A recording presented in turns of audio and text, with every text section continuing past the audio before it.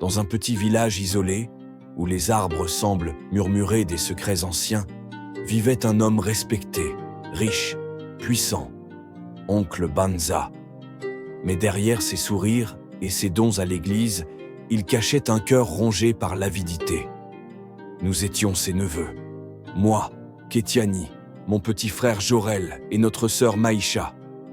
Orphelins depuis la mort de nos parents dans un mystérieux accident, c'est lui qui nous avait recueillis. Nous l'appelions Papa Banza.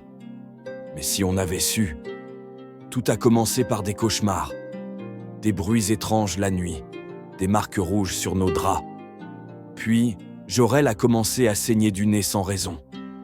Maïcha, elle, entendait des voix. Moi, je perdais mes forces, et chaque jour, Banza devenait plus riche. Il a construit une maison en briques, acheté 2 motos et offert des enveloppes au chef du village. Un soir, alors que je fouillais dans sa chambre, j'ai trouvé un cahier. Un vieux grimoire plein de symboles, des rituels, des noms. Les nôtres. Il avait signé un pacte. 3 âmes pures contre une vie de puissance. Notre sang pour son or. Cette nuit-là, il nous a emmenés dans la forêt, sous prétexte d'une bénédiction. Mais ce n'était pas une prière, c'était un sacrifice. Il a ligoté Jorel, a donné une potion à Maïcha. Moi, j'ai couru, je suis tombé, et je me suis réveillé, dans le noir.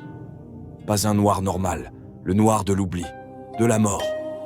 Oui, il nous a ôté la vie, tous les 3. Mais l'histoire ne s'arrête pas là, car l'au-delà n'était pas silencieux. Là-bas, dans le royaume des ancêtres, on nous a dit « Votre histoire n'est pas terminée. Tant que la vérité ne sera pas révélée, tant que le sang ne sera pas lavé, vous n'aurez pas la paix. » Alors nous sommes revenus, pas en chair, mais en esprit.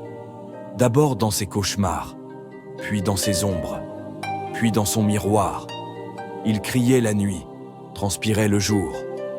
Les chèvres mouraient autour de sa maison. L'eau de son puits était devenue noire. Les villageois ont commencé à murmurer, puis à douter, puis à parler. Et un jour, la vérité a éclaté. Une enfant du village a rêvé de nous. Elle a vu la scène, la corde, le feu, le couteau. Elle a parlé.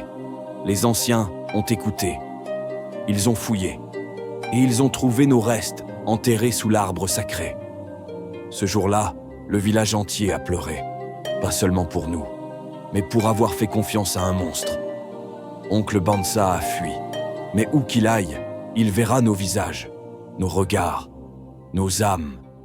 Car nous ne partirons pas tant que justice ne sera pas faite, tant que notre nom ne sera pas lavé. Nous étions des enfants. Mais aujourd'hui, nous sommes la voix de tous ceux qu'on a fait taire.